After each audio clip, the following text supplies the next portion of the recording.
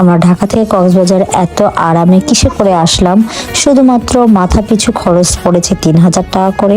এবং কি কি করলাম, আরে আমরা তো যাবো সেন্ট মার্টিন, কক্সবাজারে কি করছি সেটা নিয়ে থাকছে আজকের ব্লগ। আসসালামু আলাইকুম, সবাই কেমন আছেন? এটা ঢাকাতে আগের ব্লগগুলো আপনারা দেখেছেন। এখন আমরা যাব কক্সবাজার এই স্লিপিং বাসগুলোতে। এই বাসগুলো এত কমফোর্টেবল, এতই ভালো। আমাদের দোতলা এই বাসগুলো উপরে একদম শুয়ে শুয়ে যাওয়া যায়। এখানে 2 থেকে 3 জন মানুষ একদম সুন্দর হয়ে যাবে। আমরা সিঙ্গেল একটা নিয়েছিলাম আর 2টা কাপল নিয়েছিলাম। একটাতে ননদের জামাই ছিল, আর একটাতে আমি আমার হাজবেন্ড ছিলাম, আর একটাতে আমার ভাই ছিল। তো আমার ননদের জামাই, তার বাচ্চা, এরাও যাচ্ছে আমাদের সাথে, আপনারা দেখতেই পেলেন। আর আমার ভাই দেখুন শুয়ে। আমরা খুব খুশি হয়ে গেছিলাম, কারণ আমরা বাসে এরকম ভাবে কখনো যাইনি, আমরা ট্রেনে গেছি। তো কারণ খুবই কমফোর্টেবল, আর এসি বাস ছিল, কোনো রকম ব্যাড স্মেল ছিল না। এখানে জুতা রাখার সুন্দর জায়গা ছিল, আর এসি লাইট। সো মনে হচ্ছিল আমরা বাসে গেছি, মনে হচ্ছে বাসে শুয়ে শুয়ে আমরা যাচ্ছিলাম। কোনো রকম নয়েজ নাই, কোনো রকম শব্দ, হালকা একটু ঝাঁকি হচ্ছিল, এটাই। আমরা সুন্দর ঘুমাতে ঘুমাতে অর্ধেক রাস্তা চলে আসছি কুমিল্লা পর্যন্ত।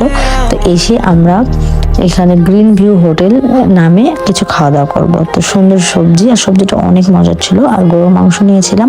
খাওয়া দাওয়া করে এখানে আমরা কুমিল্লার বিখ্যাত রসমালাই খেতে চেয়েছিলাম, কিন্তু অনেক বড় বক্সে পাওয়া যায়, যেটা আমাদের ট্রাভেলিংয়ে ক্যারি করা অনেক প্রবলেম। ছোট কিছু নিতে চাচ্ছিলাম যে সবাই খাবো একটু করে, কিন্তু পারলাম না। তাই রাতে সুন্দর ঘুমাইতে ঘুমাইতে ভোর 4টায় আমরা কক্সবাজার পৌঁছে গেছি। এখানে একটা হোটেলের রিসেপশনে আমরা সুন্দর রেস্ট করছিলাম। তারপরে আমার হাতে চলে এসেছে শিপের যে টিকিটটা, যেটা আমার ননদের জামাই কেটেছিল। আমি তো খুব খুশি হয়ে গেছি, ফার্স্ট টাইম শিপে উঠবো, আর আমার ড্রিম পূরণ হবে। খুবই খুশি হয়ে গেছি। তারপর আমরা রেস্ট নিতে যেতে সকাল 7টা দিয়ে কক্সবাজার বিচে চলে এসেছি, কারণ এখানে আমাদের 10টার দিকে শিপের টাইম ছিল, আর আমরা 4টার দিকে নেমে গেছি।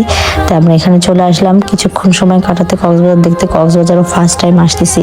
এরপরে যাবো সেন্ট মার্টিন। তো কক্সবাজারের ভিউ দেখে আমার তো মন একদম ভালো হয়ে গেছে। তাহলে সেন্ট মার্টিন গেলে কি হবে, ওই এক্সাইটমেন্ট আমাদের একদম পাগল করে দিচ্ছে। তারপরে আমি একদম হাত ভর্তি পদ্ম ফুল নিয়ে কক্সবাজারের সৌন্দর্য দেখছিলাম। খুবই খুবই খুবই ভালো লাগছে। প্রথম হানিমুনে আসছি বরের সাথে, আর এত সুন্দর সুন্দর ভিউ, এত সুন্দর সুন্দর এক্সাইটেড সবকিছু আমাদের সামনে পড়ছে। আমাদের খুবই ভালো লাগছে। আর আমার ভাই এখানে একটু লাভের মধ্যে টি লিখছিল। তারপরে আমরা একটু এখানে এটা ওটা নেওয়ার চেষ্টা করছিলাম যে কি নেই, ওখানে গিয়ে পড়বো। তো মুক্তার 2টো মালা নিলাম, একটা ননদের জন্য নিলাম, একটা নিজের জন্য নিলাম। এদিকে ননদের মেয়ের জন্য জুতা দেখছিল, কিন্তু সেরকম পেলাম না। তারপর এখানে মজার মজার পরোটা, বুটের ডাল, সবজি খাইতে চলে আসছি। খাওয়া দাওয়া করে আমরা শিপের জন্য রওনা দিয়ে দিব, যেটা 10টার দিকে আমাদের শিপের টাইম। আর এই পরোটাগুলো অনেক মজার ছিল, সকাল সকাল